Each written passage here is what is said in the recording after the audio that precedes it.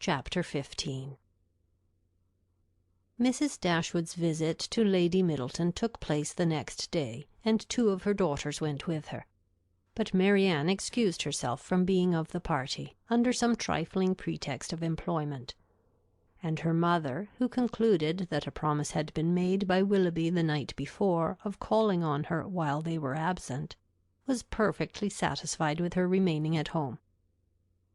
On their return from the park they found Willoughby's curricle and servant in waiting at the cottage, and Mrs. Dashwood was convinced that her conjecture had been just. So far it was all as she had foreseen, but on entering the house she beheld what no foresight had taught her to expect. They were no sooner in the passage than Marianne came hastily out of the parlour, apparently in violent affliction, with her handkerchief at her eyes, and without noticing them ran upstairs.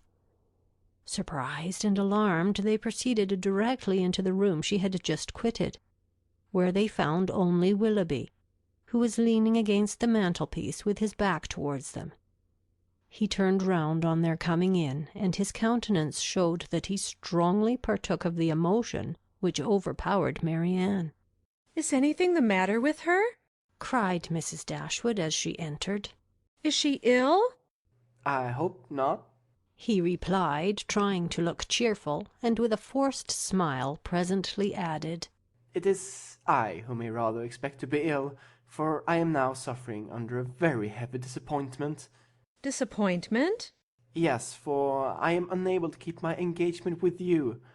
Mrs. Smith has this morning exercised the privilege of riches upon a poor dependent cousin, by sending me on business to London. I have just received my dispatches, and taken my farewell of Allenham, and by way of exhilaration I am now come to take my farewell of you." "To London? And you are going this morning?" "Almost this moment." "This is very unfortunate. But Mrs. Smith must be obliged, and her business will not detain you from us long, I hope." He coloured as he replied, "You are very kind, but I have no idea of returning into Devonshire immediately. My visits to Mrs. Smith are never repeated within the 12-month. "And is Mrs. Smith your only friend? Is Allenham the only house in the neighbourhood to which you will be welcome? For shame, Willoughby, can you wait for an invitation here?" His colour increased, and with his eyes fixed on the ground he only replied, "You are too good." Mrs. Dashwood looked at Elinor with surprise. Elinor felt equal amazement. For a few moments every one was silent. Mrs. Dashwood first spoke. "I have only to add, my dear Willoughby, that at Barton Cottage you will always be welcome, for I will not press you to return here immediately, because you only can judge how far that might be pleasing to Mrs. Smith, and on this head I shall be no more disposed to question your judgment than to doubt your inclination." "My engagements at present," replied Willoughby confusedly, "are of such a nature that I dare not flatter myself—" He stopped. Mrs. Dashwood was too much astonished to speak, and another pause succeeded. This was broken by Willoughby, who said with a faint smile, "It is folly to linger in this manner. I will not torment myself any longer by remaining among friends whose society it is impossible for me now to enjoy." He then hastily took leave of them all and left the room. They saw him step into his carriage, and in a minute it was out of sight.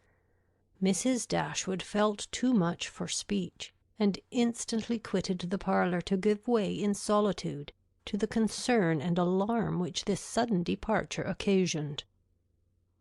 Elinor's uneasiness was at least equal to her mother's. She thought of what had passed with anxiety and distrust. Willoughby's behaviour in taking leave of them, his embarrassment and affectation of cheerfulness, and above all his unwillingness to accept her mother's invitation, a backwardness so unlike a lover, so unlike himself, greatly disturbed her. One moment she feared that no serious design had ever been formed on his side, and the next that some unfortunate quarrel had taken place between him and her sister. The distress in which Marianne had quitted the room was such as a serious quarrel could most reasonably account for, though when she considered what Marianne's love for him was, a quarrel seemed almost impossible. But whatever might be the particulars of their separation, her sister's affliction was indubitable, and she thought with the tenderest compassion of that violent sorrow which Marianne was in all probability not merely giving way to as a relief, but feeding and encouraging as a duty. In about half an hour her mother returned, and though her eyes were red, her countenance was not uncheerful. "Our dear Willoughby is now some miles from Barton, Elinor," said she, as she sat down to work. "And with how heavy a heart does he travel!" It is all very strange, so suddenly to be gone. It seems but the work of a moment. And last night he was with us, so happy, so cheerful, so affectionate, and now, after only 10 minutes' notice, gone too without intending to return. Something more than what he owned to us must have happened. He did not speak, he did not behave like himself. You must have seen the difference as well as I. What can it be? Can they have quarrelled? Why else should he have shown such unwillingness to accept your invitation here? It was not inclination that he wanted, Elinor. I could plainly see that. He had not the power of accepting it.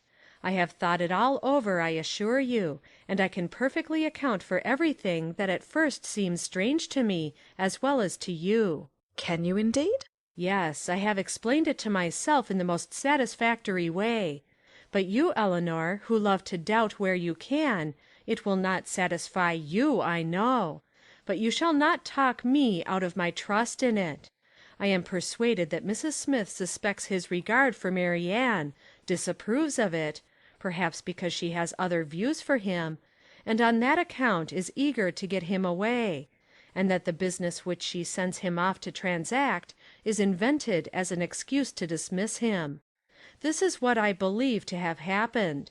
He is, moreover, aware that she does disapprove the connection. He dares not, therefore, at present, confess to her his engagement with Marianne, and he feels himself obliged, from his dependent situation, to give in to her schemes, and absent himself from Devonshire for a while.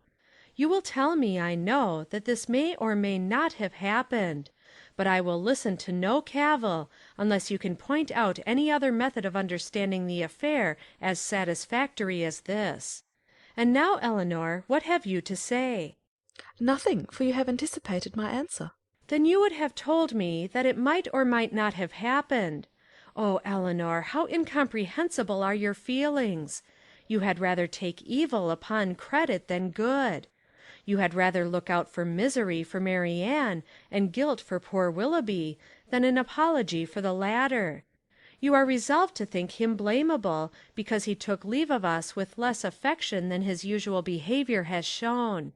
And is no allowance to be made for inadvertence, or for spirits depressed by recent disappointment? Are no probabilities to be accepted, merely because they are not certainties? Is nothing due to the man to whom we have all such reason to love, and no reason in the world to think ill of? To the possibility of motives unanswerable in themselves, though unavoidably secret for a while? And after all, what is it you suspect him of? I can hardly tell myself, but suspicion of something unpleasant is the inevitable consequence of such an alteration as we just witnessed in him. There is great truth, however, in what you have now urged of the allowances which ought to be made for him, and it is my wish to be candid in my judgment of everybody. Willoughby may undoubtedly have very sufficient reasons for his conduct, and I will hope that he has, but it would have been more like Willoughby to acknowledge them at once. Secrecy may be advisable, but still I cannot help wondering at its being practised by him. Do not blame him, however, for departing from his character, where the deviation is necessary. But you really do admit the justice of what I have said in his defence? I am happy, and he is acquitted. Not entirely. It may be proper to conceal their engagement, if they are engaged, from Mrs. Smith, and if that is the case it must be highly expedient for Willoughby to be but little in Devonshire at present, but this is no excuse for their concealing it from us. Concealing it from us? My dear child, do you accuse Willoughby and Marianne of concealment? This is strange indeed, when your eyes have been reproaching them every day for incautiousness. I want no proof of their affection, said Elinor. but of their engagement I do.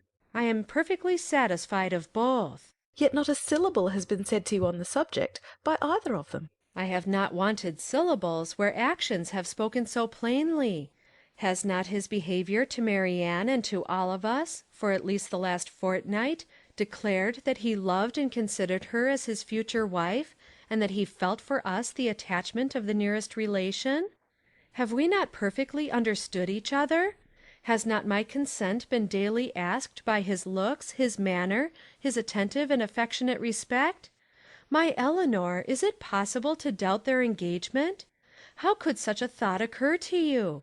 How is it to be supposed that Willoughby, persuaded as he must be of your sister's love, should leave her, and leave her perhaps for months, without telling her of his affection, that they should part without a mutual exchange of confidence? I confess, replied Elinor, that every circumstance except one is in favour of their engagement, but that one is the total silence of both on the subject, and with me it almost outweighs every other. How strange this is! You must think wretchedly indeed of Willoughby, if, after all that has openly passed between them, you can doubt the nature of the terms on which they are together. Has he been acting a part in his behaviour to your sister all this time? Do you suppose him really indifferent to her? No, I cannot think that. He must and does love her, I'm sure. But with a strange kind of tenderness, if he can leave her with such indifference, such carelessness of the future, as you attribute to him. You must remember, my dear mother, that I have never considered this matter as certain. I have had my doubts, I confess, but they are fainter than they were, and they may soon be entirely done away. If we find they correspond, every fear of mine will be removed. A mighty concession indeed! If you were to see them at the altar, you would suppose that they were going to be married. Ungracious girl! But I require no such proof. Nothing in my opinion has ever passed to justify doubt. No secrecy has been attempted. All has been uniformly open and unreserved. You cannot doubt your sister's wishes. It must be Willoughby, therefore, whom you suspect. But why? Is he not a man of honour and feeling? Has there been any inconsistency on his side to create alarm? Can he be deceitful? I hope not. I believe not, cried Elinor. I love Willoughby, sincerely love him, and suspicion of his integrity cannot be more painful to yourself than to me. It has been involuntary, and I will not encourage it. I was startled, I confess, by the alteration in his manners this morning. He did not speak like himself, and did not return your kindness with any cordiality. But all of this may be explained by such a situation of his affairs as you have supposed.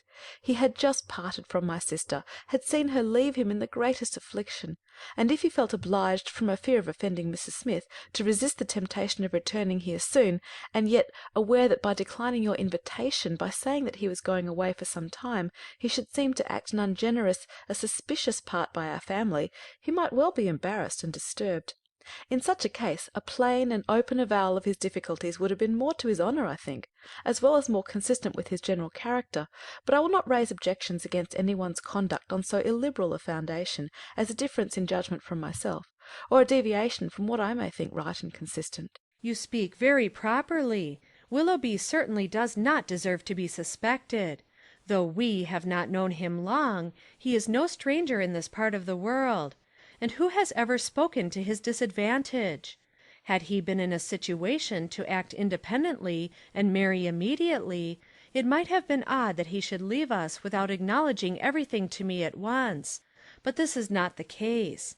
It is an engagement in some respects not prosperously begun, for their marriage must be at a very uncertain distance, and even secrecy, as far as it can be observed, may now be very advisable. They were interrupted by the entrance of Margaret, and Elinor was then at liberty to think over the representations of her mother, to acknowledge the probability of many, and hope for the justice of all. They saw nothing of Marianne till dinner-time, when she entered the room and took her place at the table without saying a word. Her eyes were red and swollen, and it seemed as if her tears were even then restrained with difficulty. She avoided the looks of them all, could neither eat nor speak, and after some time, on her mother's silently pressing her hand with tender compassion, her small degree of fortitude was quite overcome. She burst into tears and left the room. This violent oppression of spirits continued the whole evening. She was without any power, because she was without any desire of command over herself. The slightest mention of anything relative to Willoughby overpowered her in an instant, and though her family were most anxiously attentive to her comfort, it was impossible for them, if they spoke at all, to keep clear of every subject which her feelings connected with him.